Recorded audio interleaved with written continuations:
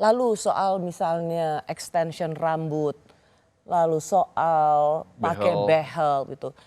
Ya itu fakta. Itu fakta. Itu fakta. Tetapi kenapa tidak ada pilihan sikap di Anda bahwa ada sesuatu yang fakta tetapi ini tidak relevan dalam pengungkapan kasus. Kalau tujuannya adalah soal anti bully, pengungkapan kasus, mengapa meskipun itu fakta, mengapa itu tidak menjadi pilihan sikap Anda bahwa ini sesuatu yang tidak relevan untuk misi membuat film ini? Behel dan extension. Untuk di agama kita relevan karena ada yang percaya bahwa kalau kita meninggal itu semua harus dilepas. Gitu. Itu yang stop arwahnya untuk bisa go on to the next life gitu kan. Dan itu dikatakan almarhumah Vina melalui kan Anda kan juga. Tujuannya kan mencari keadilan. Anda kan bukan tujuannya mencari tiket ke surga. Tujuan Anda kan bukan ke situ. Itu apa yang dikatakan oleh Linda di waktu lagi kerusukan. Paham, saya ngerti. Makanya tadi kan pertanyaan saya.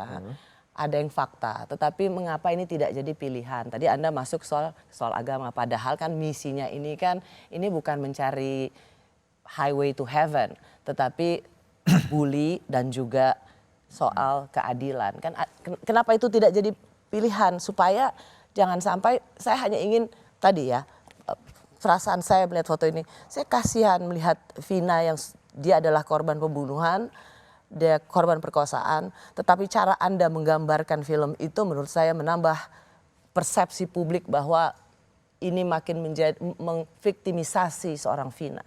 Ini yang masalah behel tadi kan, Ibu pertanyakan. Menurut saya itu penting sekali ya, karena itu salah satu kisah nyata bahwa pada saat polisi mau melakukan otopsi, keluarga almarhumah yang kakaknya itu minta dicopot. Itu penting sekali untuk masuk dalam film ini. Kenapa itu penting?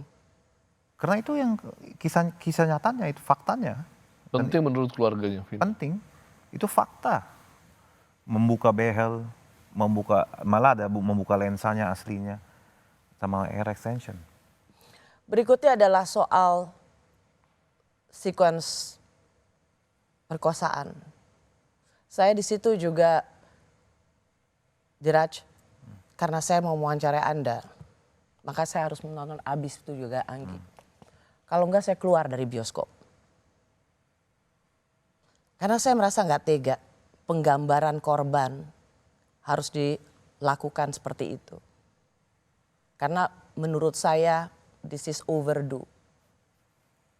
Sebagai seorang sutradara, mengapa tidak ada pilihannya yang lebih? Oh ada pilihannya ada. Yang lebih estetik tanpa harus sekian lama menggambarkan kasus perkosaan itu. Atau adegan perkosaan itu. Waktu di syuting sih kita pilihan banyak ya. Maksudnya waktu lagi syuting juga kita ambil beberapa shot.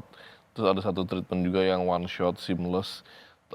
Berganti-ganti tempat, berganti-ganti hari, satu seamless. Jadi lebih artistik lah, lebih estetik.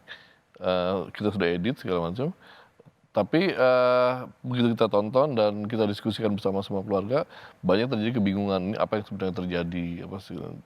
Terakhir adalah cut yang kita launch ini adalah itu yang menurut kita semua nih as a team dan dari keluarga juga yang menggambarkan apa yang terjadi clear gitu, jelas gitu.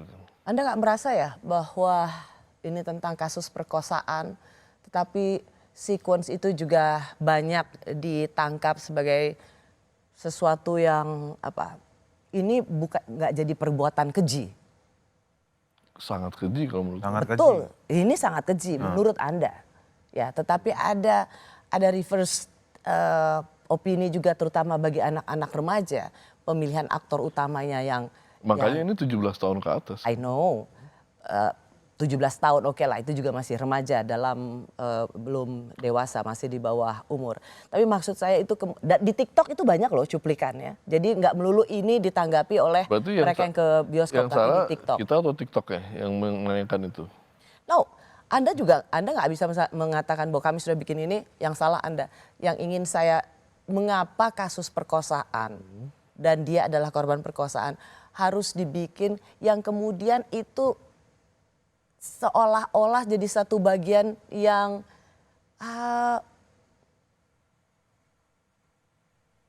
terlalu dibuat dramatisasinya? Iya. Kenapa nggak cukup mengatakan bahwa dia diperkosa? Ada action yang dia diperkosa, tapi tanpa harus berlama-lama di situ. Sebenarnya itu penilaiannya subjektif ya, maksudnya ada yang bilang itu terlalu berlama-lama, ada yang bilang itu mungkin nggak kurang terasa pedihnya, ada yang bilang itu cukup gitu. Jadi Ada yang bilang gara-gara itu kita jadi merasa marah ke pelaku, sakitnya. kita mendorong supaya pelaku ini siapa, kebuka. So, ada poin-poin seperti itu sangat subjektif ya kalau udah bicara masalah adegan film. Ya, jadi biar yang menjadi tolak ukurnya, yang menjadi benchmarknya, biar yang lembaga yang sudah ditunjuk oleh pemerintah aja, LSF, itu yang menjadi patokan kita gitu.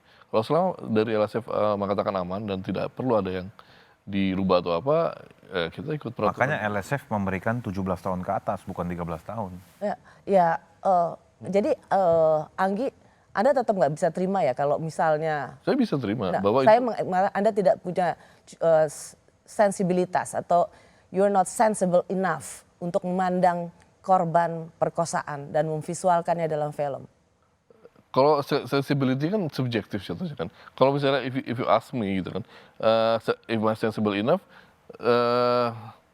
ya sebenarnya ada banyak cara untuk melakukan itu gitu kan. Itu pilihan aja sih sebenarnya. Kita mau sesensibel apa gitu kan. Kalau sensibility itu sangat subjektif ya. Kalau misalnya if you ask me, if my family was Vina gitu kan, misalnya dia subjektif gitu kan. Misalnya keluarga saya adalah Vina, apakah saya akan memfilmkannya seperti itu juga? Jawabannya, oh iya. Karena menurut saya cukup sensibel untuk saya gitu. Saya kan memperlakukan sama Vina almarhumah as someone, and if she was my family, I will treat the same gitu. Dan karena sensible enough. Karena sensible itu juga kita sama sekali di film nggak, di adegan itu kita tidak kasih lihat kulit kan. Sama sekali nggak ada kulit, nggak ada sentuhan buka-bukaan gitu. Jadi kalau menurut kami banyak film yang lebih jauh lebih unsensibel. Banyak yang buka, yang benar-benar vulgar, kulit kelihatan. Ya, kalau jawaban itu bukan berarti ada orang taste-nya rendah, maka kamu juga harus punya taste-nya rendah. Nggak ada rendah tinggi, taste is just a taste, right? Ya, Taste yang maksudnya beda-beda. ada orang jangan karena orang melakukan itu ada yang jauh lebih maksudnya it's vulgar, maka kita subjektif pun makanya. less vulgar. Justru yang ingin begini ya.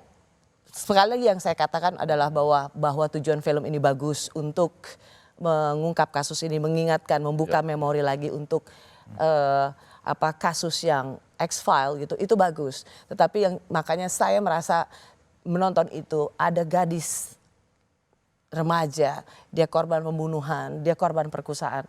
Saya hanya merasa terganggu dengan cara Anda menampilkan Vina. It's okay. Saya penilaian itu saya tangkap dan saya terima gitu kan, bahwa emang ada orang-orang yang sensibility-nya segitunya gitu kan. Tapi dari tim produksi, tim kreatif dan keluarga merasa bahwa komunikasi untuk menyampaikan ini itu harus sedirect, itu harus setajam itu gitu, maksudnya untuk mendapatkan rasa yang. Dan keluarga melihat sequels itu. Sangat melihat. Yang approval pun dari keluarga juga approval itu gitu.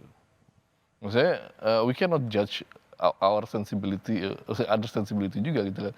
It's different way gitu. Kalau kita punya tolak ukur, ya kita harus punya tolak ukur yang Oke, tapi kalau masukan atau pertanyaan seperti ini Anda anggap sebagai ini nggak sih correction, atau Anda udah merasa karena Anda sutradara pembuat sekarang udah berapa 7 tahun sehingga Anda kemudian merasa bahwa gua mungkin ini dengan bagus, terserah lu mau ngomong apa. Apakah Anda merasa bahwa masukan-masukan seperti ini membuat Anda sebagai sutradara memiliki gender perspektif? Yes, pasti. Kalau misalnya marketnya bukan di Indonesia dan bukan ini, I will treat differently gitu. Misalnya this is for like international or more artistic market. Mungkin pendekatannya akan lebih artistik, yang treatment shootnya gitu kan. Gitu. Jadi it's one thing called apa maksudnya? Jadi karena untuk orang Indonesia boleh agak vulgar seperti ini? Karena marketnya emang harus sedirect itu di Indonesia gitu. Orang-orang penonton kita masih belum bisa diberikan sesubliminal itu dalam. Bukan vulgar, tapi lebih ke treatmentnya ya. Treatmentnya. Jadi Pak Diraj kan juga sangat mengenal rakyat Indonesia kan, taste-nya seperti apa gitu kan. Jadi kalau kita berikan yang estetik, yang seamless, yang bukan di situ sih. Saya lebih tadi ke arah overdo. Itu tidak Itu ngerti. Makanya for some people ada yang it's too spicy, some people feel that it's too hambar gitu. Dan malah itu kita udah kita pendekin.